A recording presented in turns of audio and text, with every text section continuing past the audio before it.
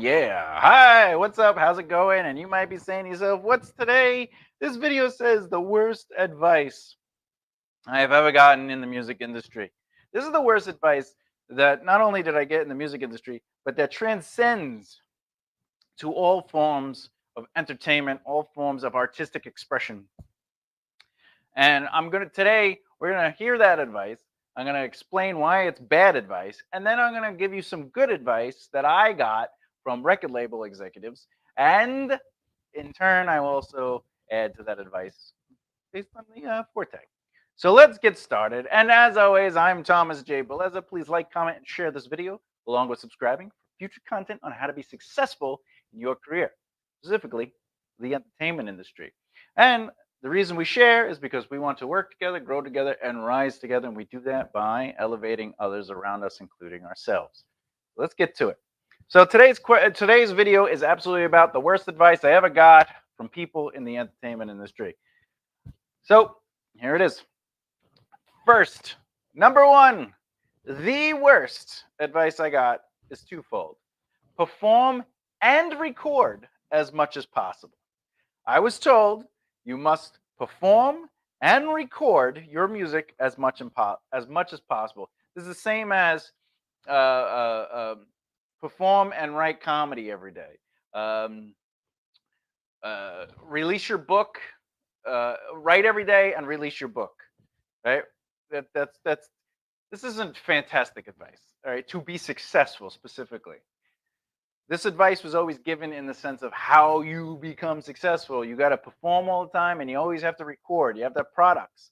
This is not how to become successful. This is how to become very good at doing it. If you're like a comedian and they go, what advice should I get? And they say, perform all the time and write. That'll make you a great comedian over the course of time, probably 10 years or more. Okay? But it won't necessarily help you become successful. Craft itself does not equate success. There are other responsibilities that you have to do. And if you rely only on your craft, you won't find success that way. But the reason this is such bad advice is because the source. Who told me this? Producers, okay, well, more importantly, promoters and recording studios. So the advice I got from a majority of the people had some sort of connection to a promoter, a club, a stage, or they had like a marketing company. And then the other side of it is the recording studios, right? Anyone that had something to do with recording studios, they're a session musician, they own a recording studio, they're an engineer, they're a producer, whatever the case may be. They're always like, you got to record as much as possible. Why? Well, pay me and I'll get you the best quality. And you're like, you're going to get me, you're telling me I should be recording all the time. And you also own the recording studio. And you're telling me to hire you to help record my stuff. Okay. That's not advice. You're pitching me. You're leading me. You're trying to make me believe that my responsibility as a musician is to record as much as possible to find success or to perform as much as possible for success. So why would you have to do this? Why do they tell you to do this? Their reasoning, by the way, is not them telling the truth. Their reasoning is not them going, well, if you perform in my club, you'll bring me money. If you record at my recording studio, I'll make money, right? The reason they do this is because they tell you that's how you build your audience and that's how you make money. If you perform shows, you will build your audience. If you have a product, you will make money. If anyone is watching this video and you are a band that has not necessarily made it yet and you're starting out, okay, how big is the audience at your shows that you're doing on your own? That's not a tour with a package. How much money did you make from your album? Now you got to subtract your time, the cost to actually record it, the duplication, if you did duplication at all, and the time and effort it puts in and the cost to market things. How much money did you make? So how is that good advice? How is performing all the time and recording all the time good advice? And that's the thing. You have to think above and beyond how the business works. The business does not reward us for performing or having a product. Performance and product is the reward for your audience. That means the audience that is already established and they desire content. It doesn't go the other way. You can't go backwards with that. When it comes to bands, when it comes to musicians, when it comes to actors, writers, comedians, you can't start with a product and expect an audience to be drawn to it. You have to build your audience, and then your audience wants the product. And then once they want the product, now you have demand. And in Business 101, it's supply and demand.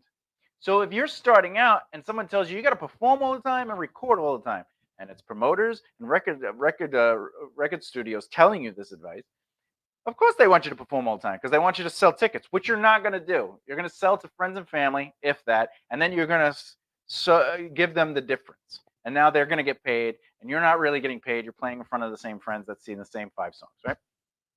And who's going to buy your album? How many times are those 10 people going to buy the same album? And you just spend how much money on that? It's not wise. You have to get to the point where you build your audience a different way than performing. Performing does not build audience. You got to market. There's a different way to do it. But once you build your audience, they're going to say, content, I need it. And that's when you have earned the right. You know, like who would spend $5,000 or more on recording an album if they don't have a desired audience to buy back $5,000 worth of product? Right? That means at minimum, if you spend $5,000 and you buy 1,000 CDs, they each need to spend what? $5 on a CD, right? And you have to sell 1,000, which means now you have to put money into marketing, which then brings up the cost of the CD because now you have to market. So the value of the CD cost goes up. Anyway, so why is this bad advice? Just like I'm saying, no audience, no buy stuff. Very simple. If you don't have an audience, they can't buy anything. And if they can't buy anything, you don't make money. And if you don't make money, you can't afford to keep doing things. And if you're like, well, I'll just spend money on a new album. Well, if the first album didn't make money and you didn't sell anything, that is a bad business model. No donut shop goes, no one's buying donuts. Let's make more donuts. All right? No one bought these new donuts we just spent money on. Let's spend more money on different donuts. That isn't how business works. If the supply and demand is there, then you could start putting more and more money and fueling the concept of product or content in this situation. So the reason this is bad advice, the reason performing all the time and recording all the time is bad advice to be successful, not necessarily bad advice to be good, not necessarily bad advice to learn the process, not necessarily bad advice to understand what it is you want to do with your sound, et cetera, et cetera. But why is this bad advice? No audience, no buy stuff. People don't buy because you're awesome. No one will go, oh, you made that? I will buy it. Unless they've already bought into your brand emotionally. But if you're just focused on performing all the time and recording all the time, once you finish your CD, they're not going to buy it just because you made the CD, especially if they don't know you. If you have no brand connection to them, they don't care. And they buy from brands they connect to. The reason Nike can release a shoe for $400 and the line is around the block and people get like attacked for them is because there's such a huge emotional connection to the brand, and it's a sneaker. But the sneaker has a status to it. The sneaker represents the just do it mentality. The sneaker is associated with the Michael Jordan brand, thus Jordans, Air Jordans. All right. So why is this bad advice? Friends and family are not an audience. I was told this very early on, and I was like, that's stupid. They are an audience. They're watching us. Your friends and family are obligated, in a sense, to support you, even if they don't appreciate you. So, of course, they're going to support you. But if you notice, your friends and family will dwindle away from seeing your shows after a while. There's only so many shows you can get them to go to. There's only so many times you're going to get them to buy your stuff. More importantly, if your family is, say, 10 or 20 people and you make a CD and you go, I'm selling the CD, and they're like, oh, great, we'll support you. And they're like, it's $20. That makes you a douche. because you're selling your CD to a friend and or family, and it's like, no, just if you don't have enough of a demand, you just spent that money on that CD for marketing. Just hand that CD out to people. Just give it to people for free. All right. So how do you build an audience if no one is there? Is the other concept of friends and family are not audience, which means let's say we are counting friends and family. So what is that? 10, maybe 20 people show up. So that's already your audience. So if that's already your audience and you're playing a show, if we take those 20 people away because they're already your audience, you're not building that audience, right? So we take those 20, how many people are left in the club? How often do you play a show where it's your already established audience and then the place looks pretty empty? And then you get off the club and then a whole bunch of people come in, or 10 people come in, or 5 people come in, or the next friends and family come in for the next band. That band plays. And what happens? Well, that band plays to 10 or 20 people. And then they get off the stage and those people leave. Right? Maybe there'll be some straggles. They come in, they go, oh, I'll stay for the rest of the show. Maybe they come in, maybe they're regulars. They're just there to drink at the bar or the club, right? They're not necessarily fans, though. So you can't really build an audience with that, especially if you're basing the rule of 10% in marketing is you're going to get 10%, 10% of 10% of your audience. That means if 1,000 people were at this show, 100 of them would be aware that you're even playing, meaning like they're like, what is this? Out of those 100 people aware that you're playing, 10% will be interested in that you are playing, meaning they will go, oh, what is this? Oh, this is not that bad. I like this. That's 10 people. Out of those 10 people, only 10% will buy into your brand. That means for every 1,000 people that are watching you, there's a chance that one person will buy into you. There's a even smaller chance 9 others will go, I might take a shot on this. So if you're playing a show at a local club that holds only 150 people, but only 20 people showed up, and they're mostly your friends and family, think about the rule of 10%. It works. All right. So the other thing is this mentality. Bands think, we'll win over the other band's fanship. But again, if you're playing and your fans are there, then you get off and they leave, and then the next band comes, and then, right? The audiences are rotating out. Why? Bands do it all the time. They say, we're performing at 8, or we're performing at 7, or we're performing at this time. So you're not even saying, just come to the show. It starts at 6. Just watch the band, right? And then your friends and family will be like, well, yeah, but what time do you go on? So you're not really going to win over the band's fanship of other bands if they're not there. But this is the other crazy part. Bands think, listen, there's 5 other bands or 6 other bands on the show. What we'll do is we'll play the show and we'll just get their fanship, right? Because there's 5 other bands, 6 other bands. But if you're going on first, their audience is going to be there. And if you're going on last, their audience is going to leave.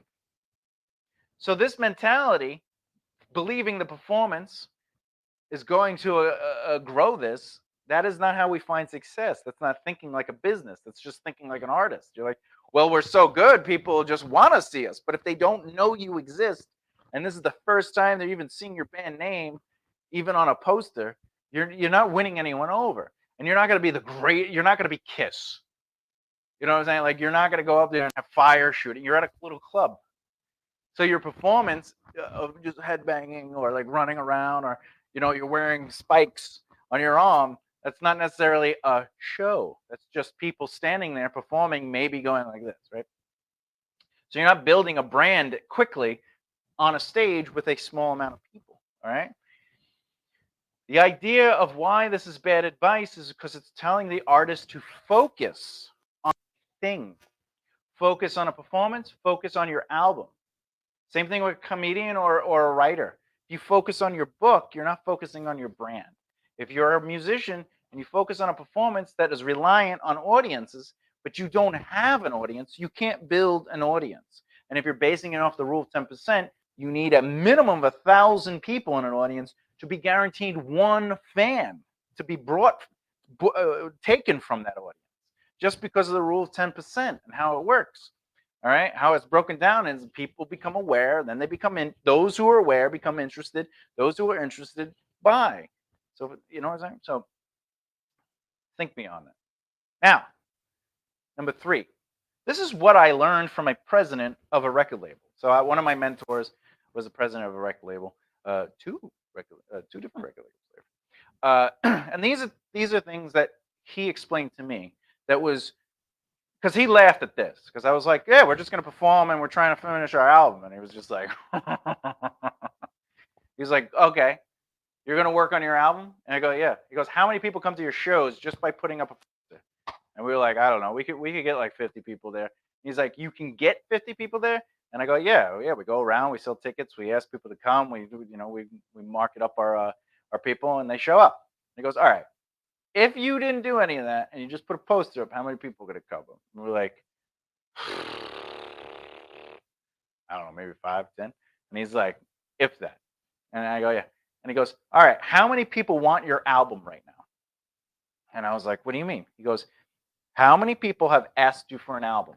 I was like, oh, everybody, our friends, our family. I know some of the people at the shows, like, do you have an album? And he goes, all right, some people at that show. How's that working? And when we came up with it, it turned out to be like 30 or 40 people. And for me to be able to come up with that number means I didn't have at the time we didn't have a huge audience. And he says to me, do you understand how much you have to sell your CD for to just break even? To just if those people, which they're not guaranteed, those 30 or 40 people are not guaranteed to buy your stuff. But to get 30 or 40 people to buy your CD, now you created the budget because your supply to the demand is 30 to 40 people. You understand? So how many CDs am I going to make is not really the back then. The duplication of the CDs isn't even a question right now. How much is the studio time going to be? That's what I'm saying. You think like a business, the numbers dictate the action. The numbers dictate the action. If you have a growing audience and they want the music, you spend the money because you're going to get it back. If the demand is there, you have to supply it. And if you supply it, they will absorb it. And they're already fans. So you don't have to sell someone a CD by going, hey, man, just try it out. I'll tell you what, I'll give you a shirt, the CD, and a sticker for a reduced price. And they're like, oh, man, and they feel great. And then they listen to your music, and they're like, I don't like this music. And that's the last you'll ever hear of them because you relied on the product and not the brand. And you were like, if they hear our music, they'll love us. But that's not true. They have to love you to like the music. However, you can hear music and be like, I like this. You can go to a show because a friend asked you to. You can go to a show of a band that you already love and see another band and go, oh, I kind of like this music. And the reason is because they're associated touring with the band you've already liked. But that doesn't work for local bands because the mentality of the audience is this is a local band at a local club in a bar. They don't look at that band like they do a touring band, like a national act. You know, if you see Slayer and a band opens up for Slayer that is a touring signed band, you're going to be like, I like Slayer. They kind of sound like Slayer. I like Slayer. I like this. And you might give them some time. You might just buy an album. You might buy a shirt. You might buy whatever. And then realize, wait a minute, I don't like this because it's just the music. You didn't have time to develop a relationship with the brand. So when he put that into perspective, he then said, this is how you should do it. And this is what you should be doing. And this change, we stopped playing shows all the time. And we became like an event. So we didn't play all the time. We played like every 2 months or every 3 months, or we rotated markets. So we were kind of playing once a month, but it was like a different market every month, right?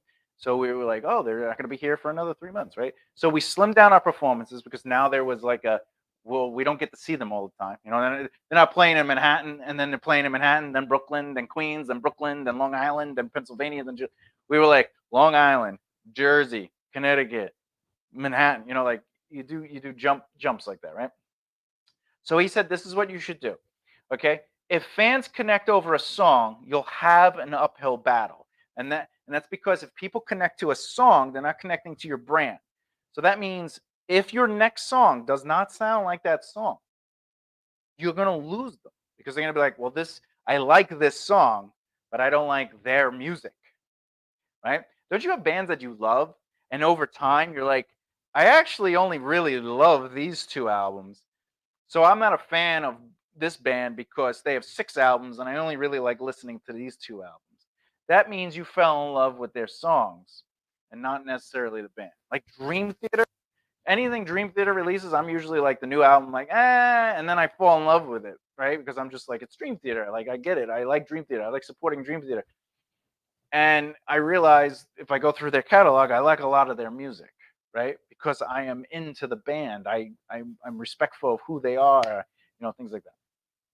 So the thing we have to do, so it's not about the song, is get them to connect to your brand's message. What do you stand for? What matters to you? What is your value sets, right? Like, and a good example is Kiss. Kiss is Kiss because we all want to be members of Kiss.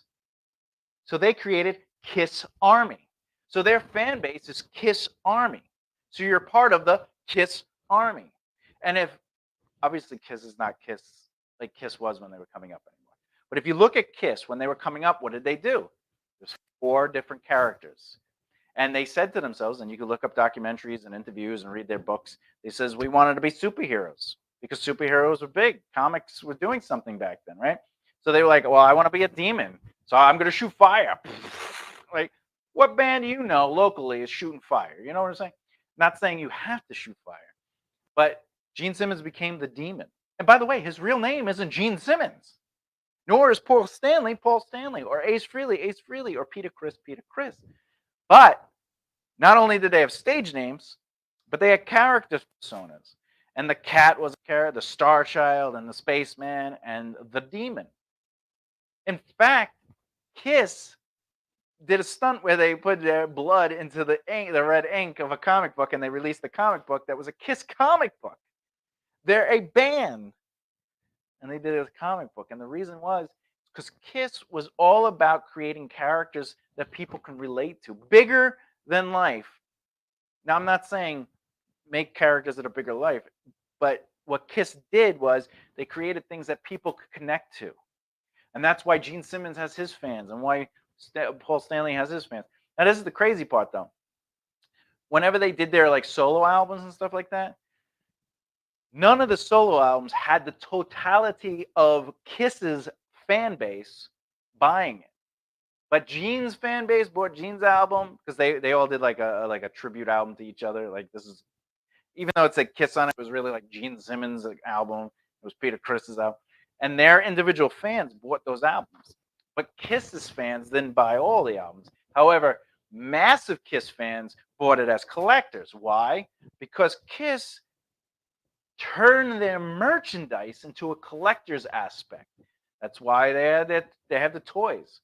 What I'm not saying if you're a band you should make toys. What I'm saying is Kiss because we all want to be a member of Kiss. We want to be the demon, or we appreciate the demon and how cool it is. He flies, he shoots fire, he spits blood when he does boom, boom, when he does his bass thing, right? Starman shoots the right, the thing comes out of it. So they're not connected to Kiss's music. In fact, a majority of people will say Kiss does not write great music, right? They write catchy tunes, they have good riffs, they write great standard songs. But the reason Kiss is because Kiss is Kiss. They're characters, they're a story, they're a brand. And their shows are dynamite. Literally an event. You don't go to a Kiss show and just see people go, right? You don't see like somebody in leather pants and no shirt. You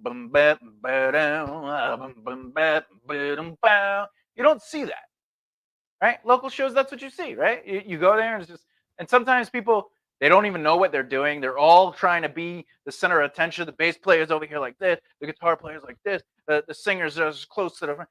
All right, the drummers like moving their arms around just so people will pay attention to them. There's no coherency. Hey, how many local bands do you know go, hey, let's work out what the stage show is going to be? This is your area, but don't just ramble on. You're a business.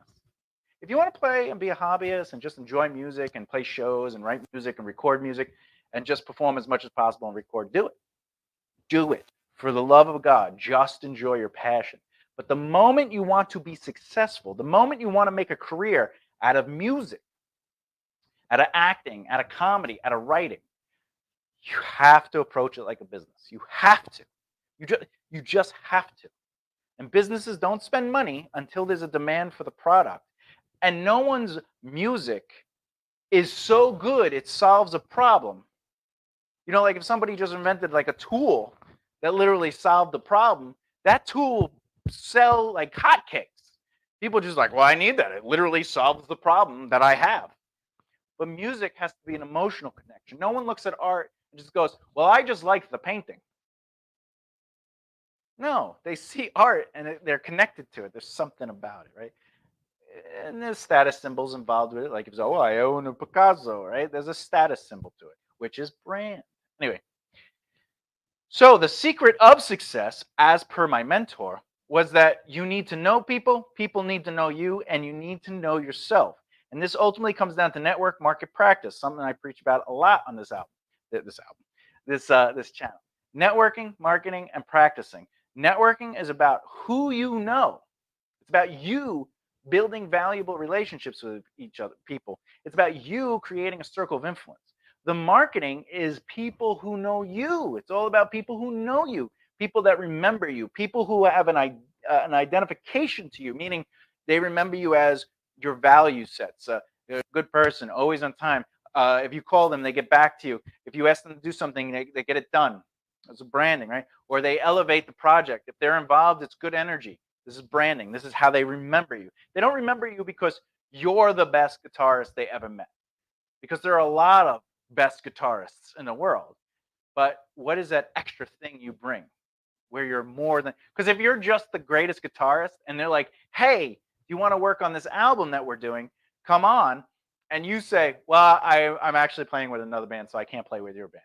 Your brand just went, your value set just went down. If they go, hey, do you want to do this thing? This is the song, learn it. We'll see you on Saturday. You got 3 days. And you say, yes, I can do that. And then not only are you late to the session on Saturday, but you don't have the song down. And you go, oh, I figured you guys would just show it to me and I'll learn it right now. Brand value gone. So it doesn't matter that you're the greatest guitarist that they just seen. What is the quality? What do you bring to the table? And the practice, by the way, is knowing yourself. So what are your strengths and weaknesses, and being aware of them to the point where you are comfortable saying, 3 days is going to be a little tough. I know you think I'm really good at guitar, but the reason is because I work on it hard, and I can we do next Saturday? And that's a value set, because not only did you go, I know what I'm capable of, which is, by the way, taking responsibility, but those people will hear you and they go, oh, yeah, well, if you want it to be as good as you want it to be, we don't need to do it this Saturday. Let's do it next Saturday. And they might even say, actually, next Saturday, I can't do it. How about 3 Saturdays from now? And your job is to say, yes, that I can do. Because not only is it fulfilling at least the minimum requirement you need to get it down to be the best guitarist, but they're asking you. So say yes. All right. So secret of success is to know people, have people remember you, and you have to know yourself. So network market practice. And that brings me to the final thing. And before we get on that, I'm going to drink a little sip so I hydrate. Oh, yeah. And remember to like, comment, and share this video. And subscribe for future content on how to be successful in your career, specifically the entertainment industry. And if you have questions, please drop them in the comments below. Even if it's not today, come back, watch the video again. Maybe it'll jog something where you're like, hey, I need to know this. Put it in the comments, and I'll be happy to answer those. So with no further ado, let's finish up this lesson. Number 4. This is why this is bad advice. Okay? This is why performing and recording is bad advice. Performance, products, and creativity is your reward, not your responsibility. All right? That is the different mindset. If you believe performance and music or product is your job, and again, if you don't have the demand, there's no supply. So this is your reward. You get to make music for people. And again, this is if you want to be a business, if you want to be successful. If you just want to do it as a hobby, you just do it. You just do with literally anything you want. But if you want to be a business to be successful, performance is because there's a desire to see you. The product is because they crave your content, and it allows you to be creative because you can afford your overhead because your business is paying for you. Okay?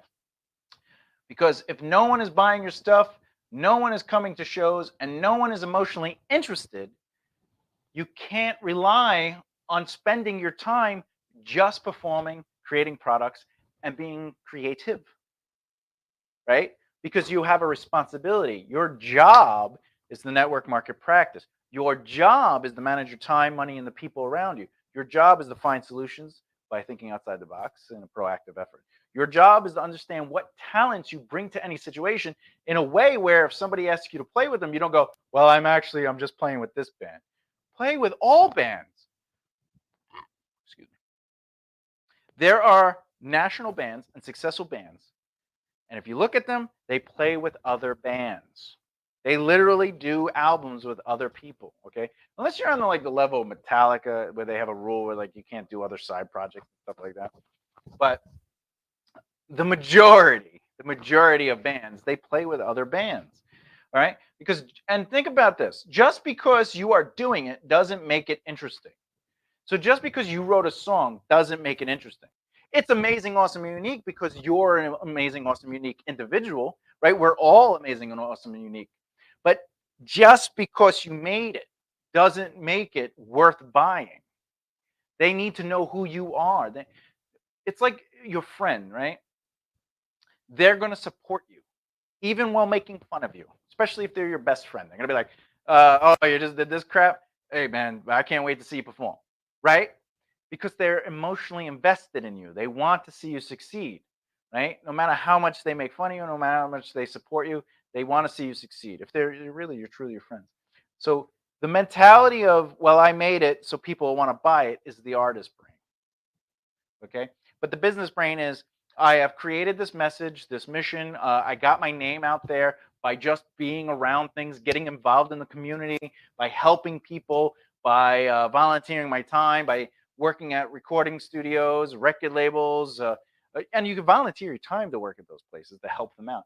Roadieing for bands, working at clubs, all of that gets you established to where people say, hey, do you do blank, blank, blank? Okay? Because you have to earn the right to provide. Basically, if you have 10,000 fans, you've earned the right to provide. And the reason is because if you have 10,000 fans, that means you're guaranteed to get 1,000 people to go, I want to buy something. There's actually a book based on the 10,000 True Fans. I think it's called 1,000 True Fans or something like that. But it's based off of the rule of 10%. So be smart. Be more than the things you make. Again, if you want to be a hobbyist, just do whatever you want. Play music, perform, write. It doesn't matter at that point. It's literally a hobby. But the moment you want to make money and turn it into a career, you have to look at your opportunities as a business and no longer can rely on performing and recording. You can't do it. The only way you can perform and record and make money is if you literally have a budget for advertisement. And that budget has to be huge because not only do you have to return the value of the advertisement, but you have to return the value of what it took to perform, which means all the rehearsal, the travel, everything. And the products, any products you have, it has to return the value of the products, etc., etc., etc. So if you're like, well, I don't want to network, I don't want to market, and I don't want to practice with people. I just want to be awesome. I just want to create music and play shows, and I'm going to be successful. You can do it if you can save up money. And now look, you're going to have to physically do something. Right? Save up that money. And if you have enough money, figure out a budget to what it would cost to do X, Y, and Z, and then what you would need for the return. And then you have to say, well, I got to add advertisement to that because I need X amount of people to show up. So then you hire an advertisement firm or a marketing firm or a PR firm or a publicist, and you go, this is what we're looking to do. How much will it cost to get this many people to this show? And if the show only holds 150 people, definitely look for a bigger venue because you're still not going to make your money back with 150 people. Even if you sold the tickets at $20, 100 people at $20 is what? $2,000. So it's what is it? 2,500? 2,500? No, it's $3,000. That's still PR company for a month is like 2,500, and that's like the low end. That's the low end. All right. So think about that. Be wise. Be smart. Be more than the things you make. Let the things you make be the reward for you doing your job's responsibility, getting yourself known out there, learning to meet people, learning the industry, things like that. Allow the art to be the reward. Don't allow the art to be the job, because we love what we do. And that's why I always say what you do is not your job. Your job rewards you financially to do the thing you do passionately. So think like that as a business. What I do is not my job. So what is my job? And I basically explain that with the network market practice and all that. So be wise with what you're doing and take advantage of the mindset of be more than what you make, earn the right to provide, which means you need at least 10,000 fans. And that doesn't mean subscribers, it means fans. All right. And just because you make it doesn't mean people are interested in it. That's it. Please like, comment, and share this video. We got to send it to people so they learn. That's how we work together, grow together, and rise together, by elevating the people around us as well as ourselves. I appreciate your time. I'll see you next time, Monday through Friday.